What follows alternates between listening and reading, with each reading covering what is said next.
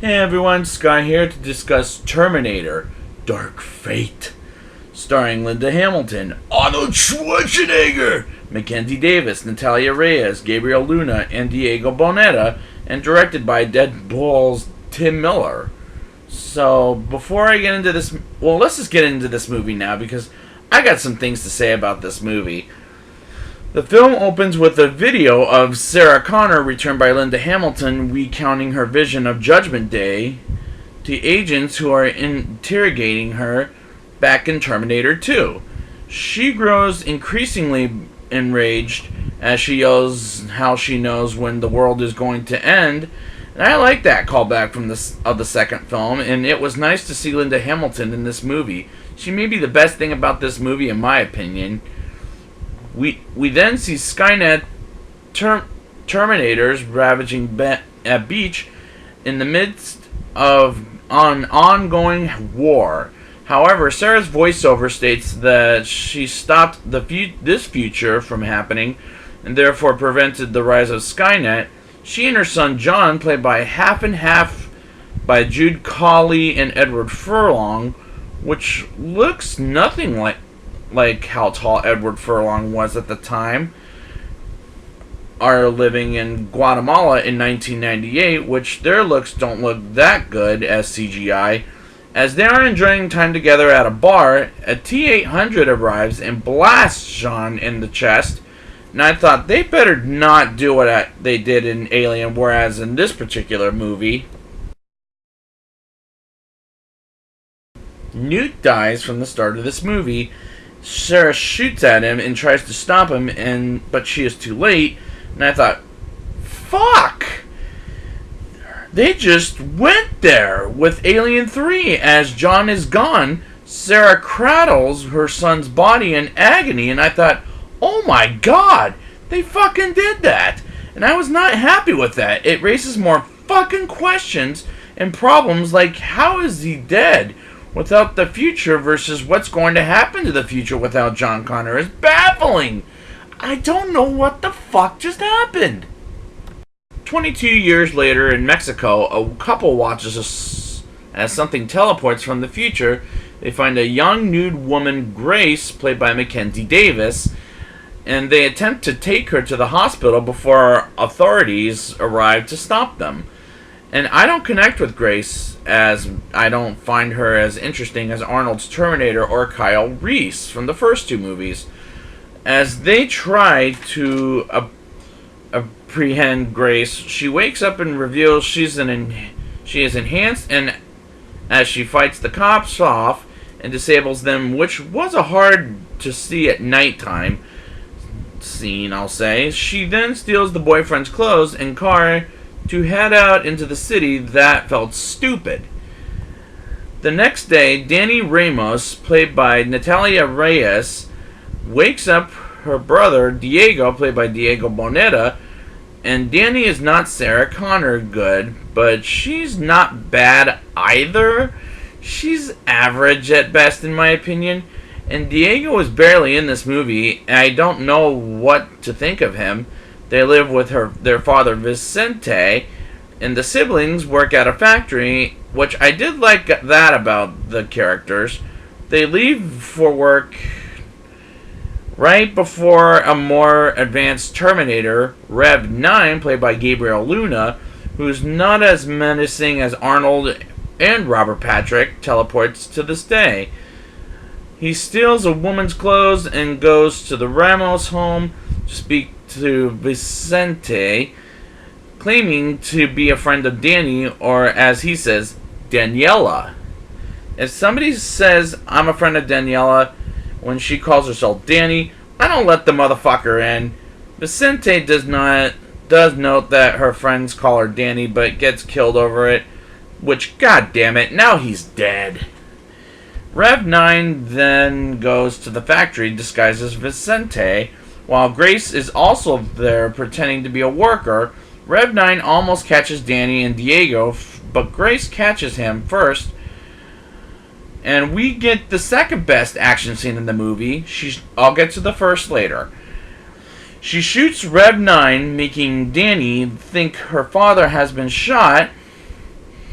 But Grace lets her know real quick that he is not her father. She takes the siblings and rushes out to escape Rev 9, who pursues them across the highway. As Grace attempts to fight him off, it's shown, as we saw in the trailer, that Rev 9 can use his endoskeleton as a second body, making him nearly impossible to hurt. Rev 9 causes the hero's car to crash, with Diego being pinned inside the car, which it was a sad death, I'll give it that. But I don't care, because he's not in this movie much. Grace says she can't save him, which that's a head scratcher for me. And he just pleads that she protect Danny. And Grace pulls Danny out just as Rev 9 sends the truck crashing into the car, killing Diego before he can finish off Grace and Danny. Sarah arrives with an RPG with and other explosives to the machine off long enough for her to get Grace and Danny out of there. And the way Linda Hamilton says "I'll be back" was just melodramatic, as she blows up a truck with Rev 9 on it, even though it doesn't kill it, by the way. Grace tries to drive away with Danny, but she starts to grow weaker during her metabolism not working right. This causes her to almost crash the car until Danny helps steer them to safety, as she attempts to get away from Grace and goes to the police, until Grace warns her that the police won't help her, and Rev 9 will find her quickly that way. They run to get supplies and medicine and are founded by Sarah again, and that was too convenient for me. She takes the ladies to a motel so that they can explain their situations. Sarah confirms to Danny that her father is dead, leaving her without any family. As Grace lies unconscious, we see a flashback of her as a soldier in combat during future battle, which does look pretty damn good. Deadlier and more powerful Terminators are ravaging human soldiers, and Grace, while managing to put up a good fight, is severely injured, and so is she volunteers herself augmentations. Grace wakes up to find Sarah pointing a gun at her, but Grace turns the tables on her. With Danny listening, Grace explains her enhancements and that she came from the year 2042, and this is where I started to get lost. Sarah explains her history with the Terminators and how she and John stopped Skynet, but it is clear that they didn't prevent the bad future from happening differently. That's when I was lost at this point. All Sarah has is the drive as the driver to hunt the Terminators, while also drinking to block out the pain from losing John, which doesn't always work for me, might I add. The three continue driving to get further from Rev 9, which is safe. Grace says that there is a different corporation called Legion manufacturing the new Terminators like Rev 9, which I do get lost by that point in the movie. Sarah mentions that she found two of them because she receives messages with coordinates to find Terminators, all ending with "for John," which is so convenient.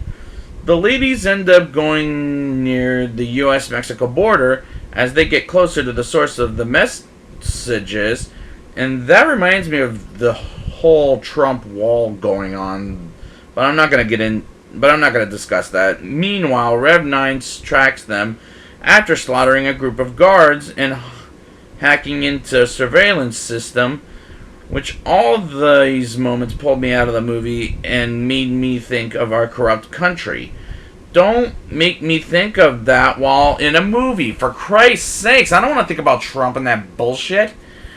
The trio ride a train at night with other migrants. Danny asks Grace about her past, and she explains how things began to turn dangerous as child once Legion rose to power. God, I wish they didn't call it that. It makes me think of the movie Legion with Paul Bettany, which I didn't like.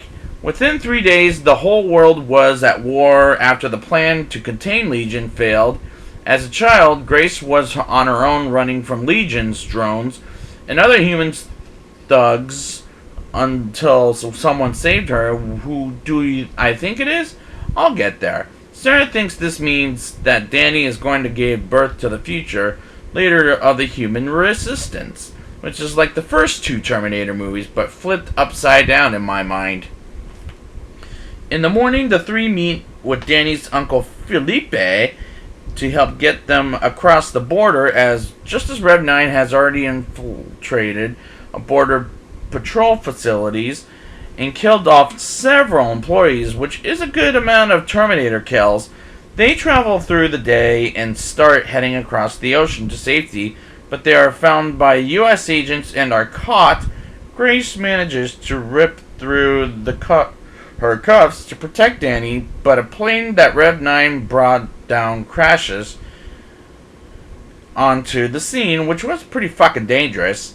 The ladies are detained while Grace is brought to the medical center. She is revived and beats the guards before heading back to Danny and Sarah. However, Rev 9 is also their disguise as an agent, which was like, oh shit, they're fucked. Once he spots the women, he proceeds to kill more guards. People begin running to mass panic. The trio run outside to get on a helicopter, and something stupid happens, and that is, Danny jumps out briefly to shoot Rev 9 before he kills Sarah, but they manage to get away from him. Grace chastises Danny for putting herself at risk, and I do agree with that. Was a stupid idea. The three fly until they trace the location of the messages to a man named Carl, returned by Arnold Schwarzenegger. They arrive at Carl's home, only to discover it is the same T-800 that killed John. Sarah almost then flies into a rage until Grace stops her, and he's the second best character in this movie because it's Arnold. He's the Terminator, for Christ's sakes. The T-800 reveals that he is living with a woman and they have a son to go together, which was nice. After completing his objective, he remained without a purpose until he adopted to a life as a human. He sent Sarah the messages to give her a purpose. Sarah still remains disillusioned, which is typical of someone holding a damn grudge.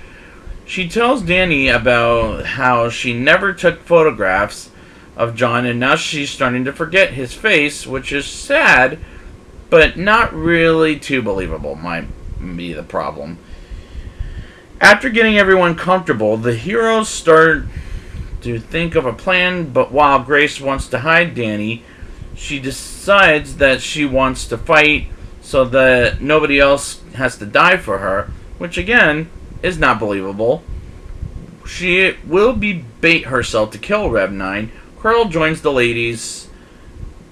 Despite knowing he will not be coming back, Sarah also vows to kill him after they kill Rev 9, which Carl understands.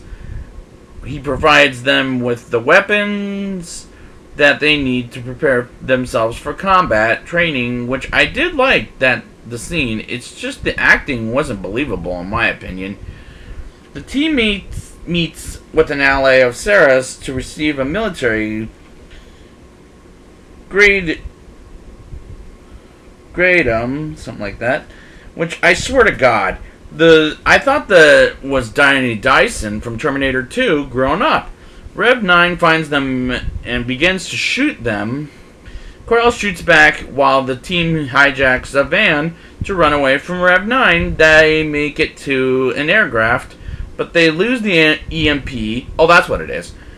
In the process, they manage to shoot down Rev 9's chopper, but he flies onto the aircraft, which did remind me to get to the chopper from Predator. The heroes fight it until Sarah and Danny manage to throw Rev 9 off by pushing the van onto him. On the phone, Grace reveals to Danny that she is the future leader of the Resistance, which, when I first saw that flashback, it was so goddamn obvious it was Danny. I smelled it from that scene on. I knew it was coming because she was the one who gave Grace as a child.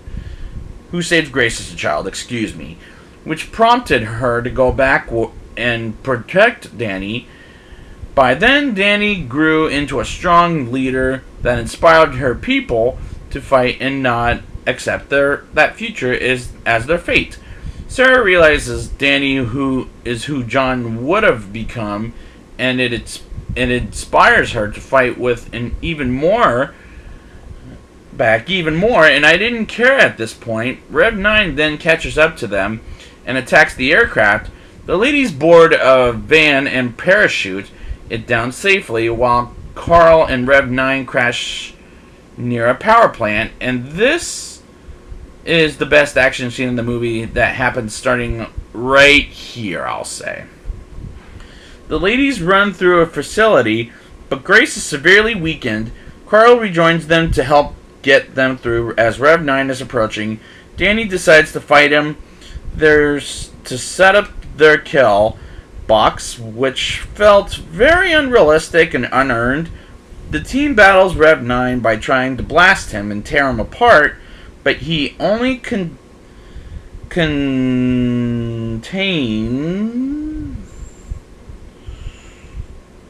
used to regenerate. Grace realizes the only way to stop him is by using her power core. She has a goodbye with Danny before Carl takes the power core himself. He pins Rev 9 down and tells Sarah for John before driving the core into Rev 9's head, causing both him and Carl to fry up and be destroyed. And honestly, this is the best action sequence in the movie, in my opinion. Danny later joins Sarah on their journey as they find a schoolyard where a child Grace is playing. Danny says she doesn't want Grace to go through the same ordeal again, so Sarah takes her to begin molding into the leader she will one day become.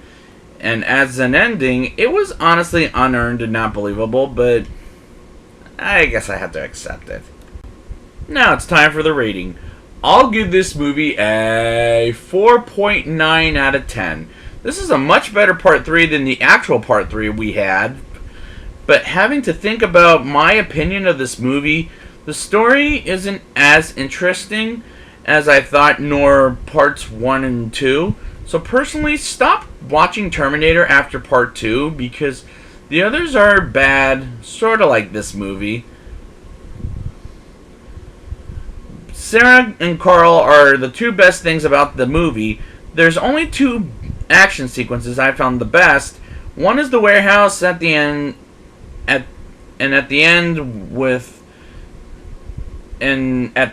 and two is the freeway scene. Grace and Danny are not as interesting characters, and Danny becoming a badass was not very earned, but good. But good try though. I mean, but no, I don't want any more Terminator after this. After 4 bad movies in a row, this was kind of bad, but not as bad as like the other 3. So I would like to thank you guys for joining me for the Terminator franchise. And if we ever get another one, I'll be back.